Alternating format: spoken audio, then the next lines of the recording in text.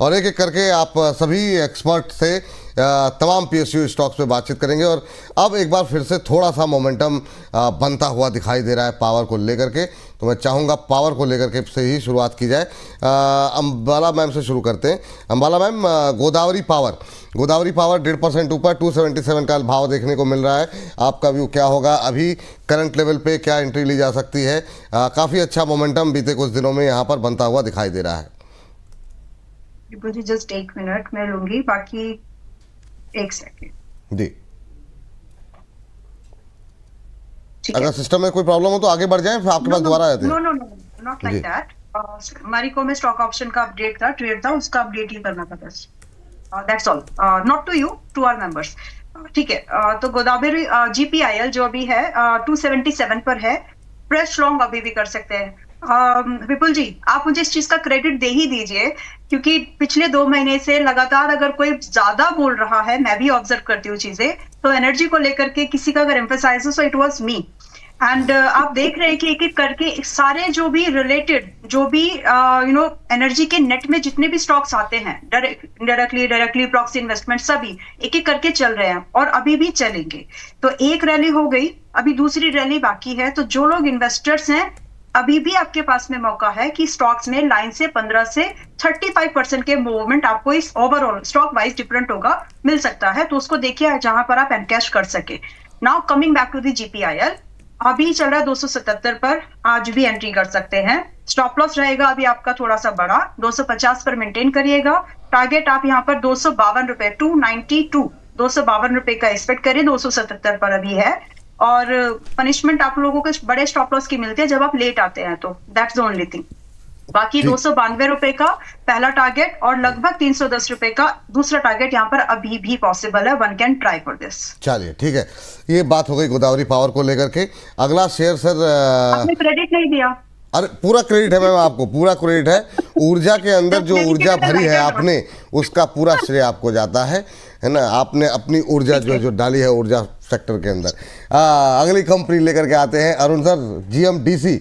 आप देखिए जीएमडीसी में क्या करना चाहिए। और सर आप तब तक एमआरपीएल अमित सर देख लीजिएगा। तो जीएमडीसी में सर क्या व्यू है? ये भी लंबी गिरावट के बाद अब दोबारा रिकवर करता हुआ दिखाई दे रहा है जीएमडीसी पे। अरुण सर।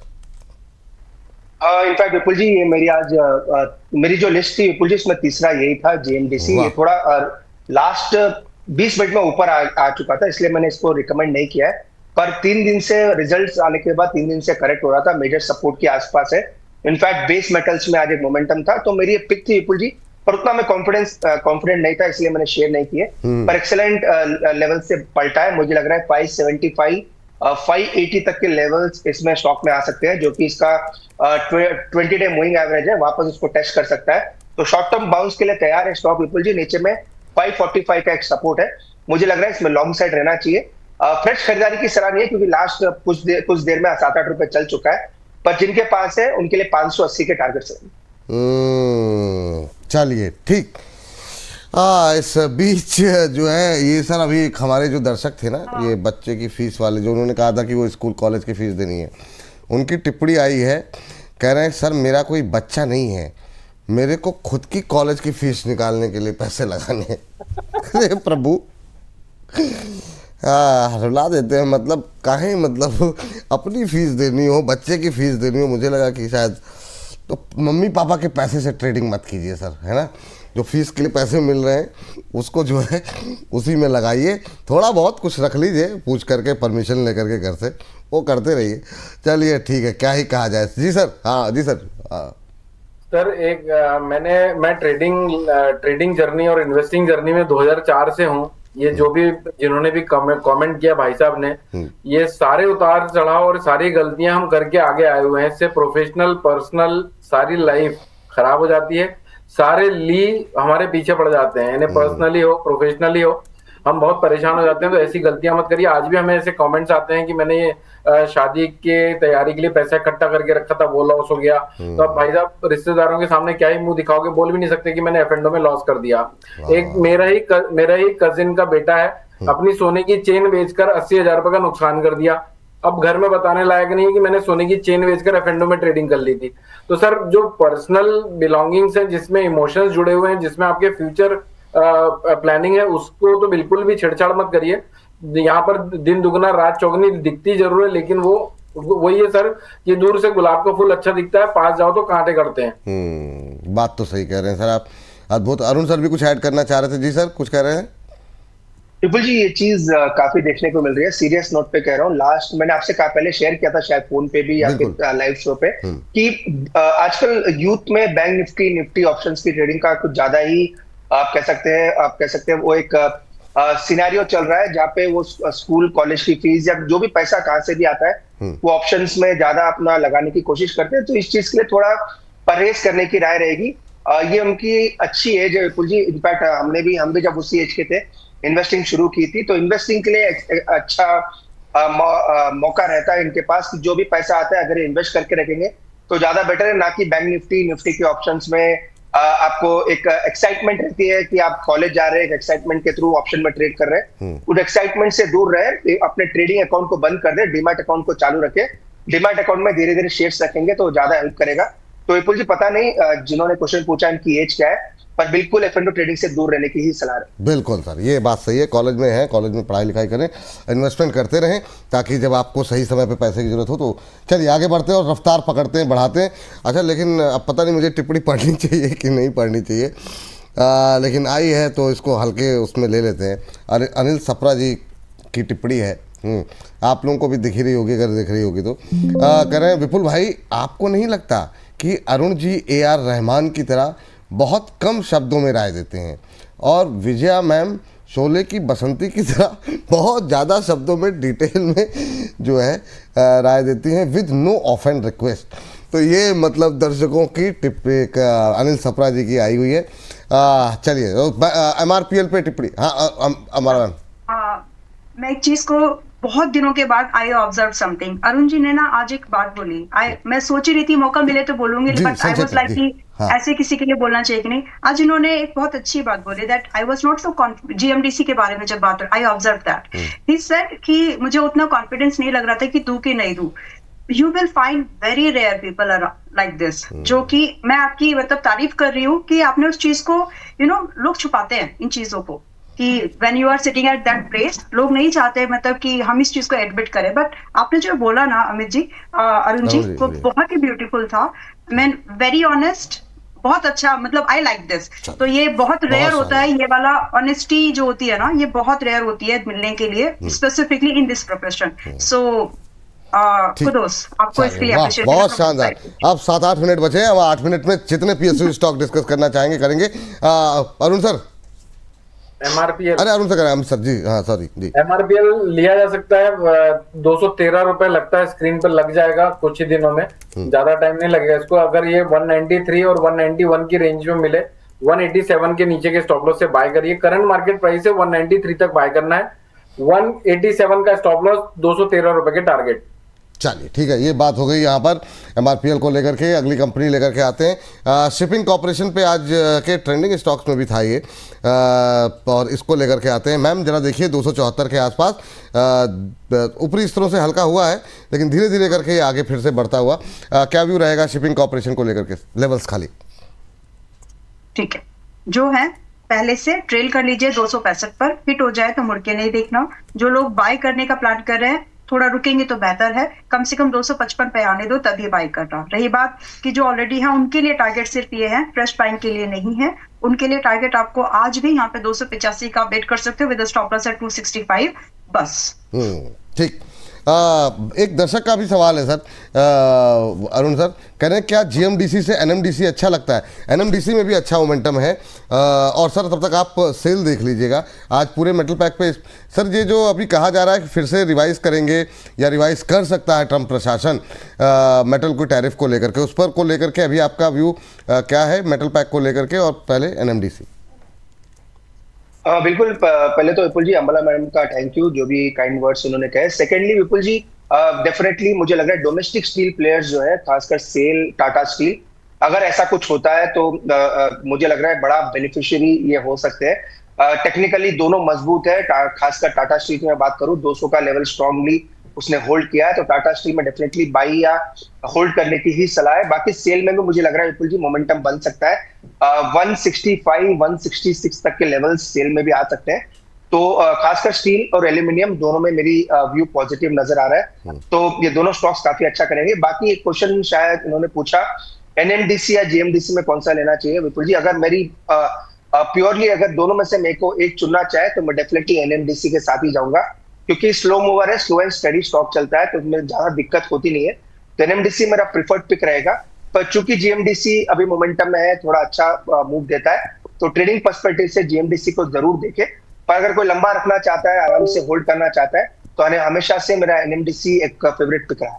चलिए ठीक है, और टाटा स्टील के लेवल्स भी बता दीजिए, क्या बोल रहे थे आप, कंप्लीट कर दीजिए। बिल्कुल विपुल जी, मुझे लग रहा है टाटा स्टील 215 218 की तरफ बढ़ रहा है, जिस हिसाब से 2 दिन के कंसोलिडेशन के बाद वापस ब्रेकआउट देखने को मिल रहा है। जिस हिसाब से ऑप्शंस में प्रीमियम्स बढ़े हैं इसके, मैं अभी जस्ट उसका ही देख रहा था, तो 215 220 तक तो मुझे लग रहा है इजीली जाना चाहिए। 200 में का एक स्ट्रॉन्ग सपोर्ट है, 200 से 202 के आसपास, तो डेफिनेटली होल्ड करना चाहिए। 215 220 तक के टारगेट स्टॉक में आ सकते। चलिए ठीक है, अच्छी बात। इस बीच हमारे एक दर्शक हैं संजय कुमार धीर जी, कह रहे हैं विपुल जी, अमित जी, मंत्री जी, अंबाला बहन को सुप्रभात।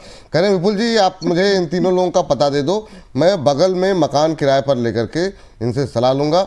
1 साल 8 महीने में 1 लाख रुपए लगाए पर एक भी ऊपर नहीं आया, सलाह लेकर के कम से कम बच तो जाऊँगा। कहाँ कहाँ जाएंगे आप, क्योंकि एक लोग कहीं और रह रहे हैं, कोई पुणे में है, कोई नागपुर में, कोई हैदराबाद, तीनों लोग 3-3 जगहों पर रह रहे हैं, आप कहाँ कहाँ किराए पे रहेंगे।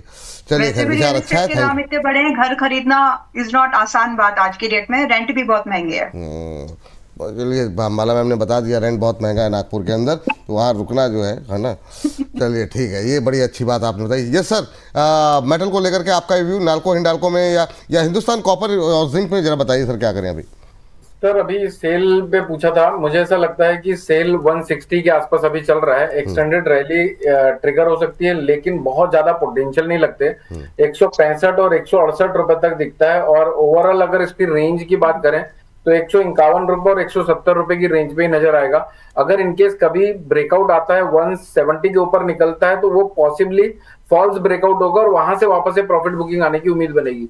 तो जिस किसी के पास भी सेल लिया हुआ है 168 169 के आसपास एग्जिट प्लान करें, और वापस से कभी 152 153 तक गिरे तो फिर से ले लें उसको।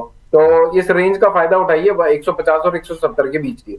चलिए ठीक है, ये बात इसको लेकर निकल के आई। मैम हिंदुस्तान कॉपर जिंक में जरा फटाफट व्यू दे दीजिए, क्या करना चाहिए अभी, क्योंकि टाइम बस 2-4 मिनट का ही है, तो मैं चाहूँगा फटाफट जितने ज़्यादा शेयर हम कवर कर सकें, उसके बाद ब्रोकर बोले पे जाएंगे। ऑलराइट, तो हिंदुस्तान कॉपर आ गया है 265 के 565 के पास में, बट अभी भी नहीं खरीदना है विपुल जी, थोड़ा और रुक जाएंगे और अच्छा भाव मिलेगा। और 500 रुपए की आस लगा करके बैठिए, 500 रुपए के आसपास फिर से एक बार रिव्यू, 500 रुपए के आसपास खरीद लेना चाहिए अभी, और यहाँ पर आपको 10 से 12% का डिस्काउंट आसानी से बनेगा। सो इम्पल्सिव या पुल बैक जिसको मूव बोलते हैं उसमें मत खरीदो, और अच्छे भाव का वेट कर लीजिए, आ जाएगा तब खरीद लेंगे। ठीक, ये बात हिंदुस्तान कॉपर को लेकर के दिखाई दे रही है। अच्छा मैम, जब अगली बार आपके पास आए तो जो भी सवाल आपके से पूछा जाए ना, उसके साथ जरा आर काबिल को बता दीजिएगा। बहुत दिन से, मतलब कल से मैं देख रहा हूँ काफ़ी ज़्यादा लोगों की कि मैम ने बोला था अभी क्या करना है क्या नहीं करना, तो खाली लेवल सब तक आप ध्यान में रखिएगा, सिर्फ लेवल की जिन लोगों ने लिया हुआ है वो क्या करें। सर चूँकि हम बात कर रहे हैं PSUs को लेकर के, PSUs पावर पे आपका व्यू क्या है, खासतौर से 2 छोटे स्टॉक SJVN और NHPC, इन दोनों पे आपकी राय जानना चाहेंगे। क्या यहाँ पर अब रिकवरी की उम्मीद कर सकते हैं? विपुल जी, दोनों स्टॉक में अगर एक को चुनना चाहूँ तो NHPC को ही चुनूंगा विपुल जी। थोड़ा एक बेटर स्टॉक है, फंडामेंटली भी अच्छा है, टेक्निकली भी ठीक ठाक है, ऐसा कोई बाइंग मोमेंटम अभी बना नहीं है, तो दोनों में चुनना चाहूँ तो NHPC ज्यादा बेटर है, और स्टॉप लॉस काफी नजदीक है, 73 का स्टॉप लॉस है, ऊपर में 84 तक के टारगेट NHPC में आ सकते हैं, तो कभी भी मोमेंटम स्टॉक में बन सकता है। जिस हिसाब से बॉलिंगर बैंड स्क्वीज हो रहा है और एक प्राइस एक्शन धीरे धीरे एकदम एक आप कह सकते हैं छोटी रेंज में आ रहा है, तो इसका रेंज एक्सपेंशन होने के पूरे आसार है। 73 का स्टॉप लॉस लगा के इसको एक रिस्की ट्रेड के हिसाब से ले सकते हैं, 85 तक के टारगेट रहेंगे। बाकी विपुल जी, अगर PSU में ही देखना है तो NTPC पावर ग्रिड में ब्रेकआउट कंफर्म्ड है, तो डेफिनेटली आउट परफॉर्म करेंगे। पर SJVN और NHPC में चुनना चाहूँ तो NHPC एक ज्यादा बेटर NTPC पे जरा लेवल बता दीजिए फटाफट सर। मुझे एनटीपीसी में मुझे लग रहा है यहाँ से अगर आप स्टॉक को देखते हैं तो अराउंड 382 से 385 तक के टारगेट आ सकते हैं। क्लियर ब्रेकआउट 358 के ऊपर हुआ है तो 358 का एक स्टॉप लॉस जरूर लगाना चाहिए। 378 380 तक के टारगेट रहेंगे, थोड़ा नीचे बाई करेंगे तो रिस्क रिवॉर्ड फेवरेबल है, पर 380 मुझे लग रहा है स्टॉक में आना चाहिए। चलिए ठीक है, ये बात यहाँ पर निकल करके आई है। और इसके अलावा एक आध बैंक भी पकड़ लेते हैं। बैंक ऑफ महाराष्ट्र पे सुबह अंशुल जी की राय थी, अच्छा मोमेंटम देखने को मिल रहा है। सर बैंक ऑफ महाराष्ट्र देखिए सर, अभी क्या कर सकते हैं, ये भी छोटे शेयरों में शामिल, 100 रुपये से सस्ता शेयर, 68.50 का भाव, अभी क्या कर सकते हैं, 0.25% ऊपर, क्या सलाह रहेगी आपकी? सर अभी बैंकिंग चलेंगे, लग रहा है आगे अच्छे।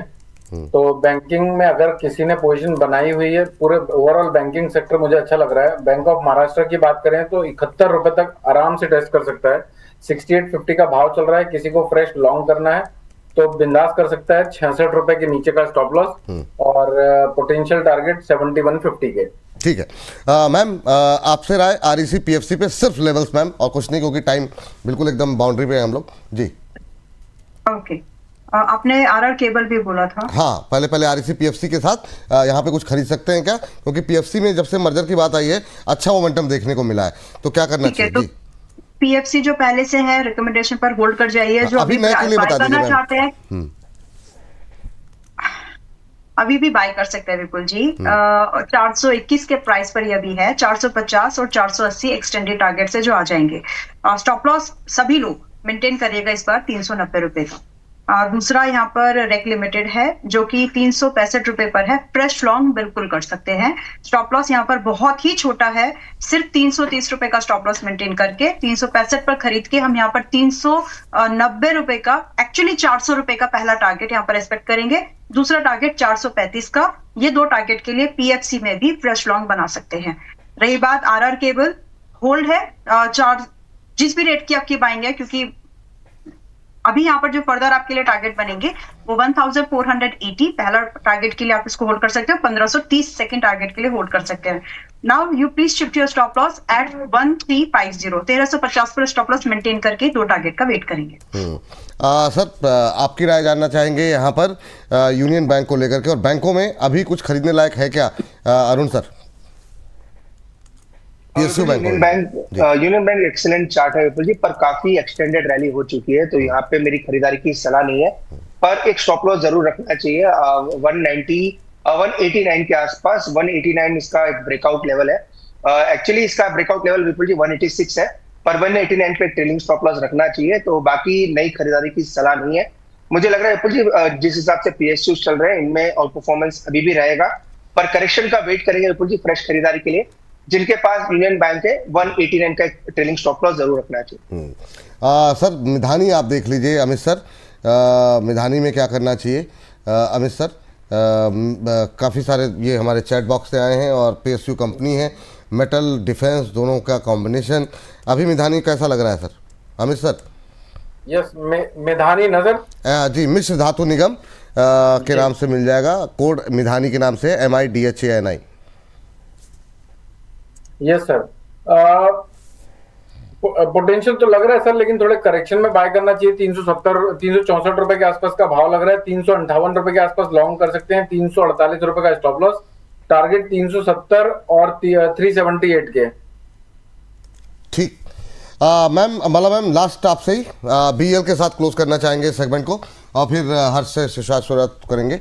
बीएल के सिर्फ लेवल्स जी। बीएल 450 के पास में है, बाय कर सकते हैं। स्टॉप लॉस 400 का मेंटेन मिनिमम करना है। टारगेट यहाँ से 1:1 नहीं बनेगा पहले टारगेट पर, but 480 is the first target जो एक्सपेक्ट करेंगे आप। और दूसरा 525 रुपए का दूसरा टारगेट आप यहाँ पर देख सकते हैं। तो फ्रेश लॉन्ग भी बीएल में अभी भी कर सकते हैं। एक मूवमेंट लास्ट बचा हुआ है इसका। चलिए ठीक है, ये बात हो गई बीएल को लेकर के। इस सेगमेंट को 2:30 बजे हम अपलोड करेंगे, तो वहाँ पे आप के लिए उपलब्ध रहेगा पूरे पीएसयू स्टॉक्स को। कोशिश की पावर थोड़े से 1-2 बैंक भी डिस्कस करने। कुछ कह रही मैम?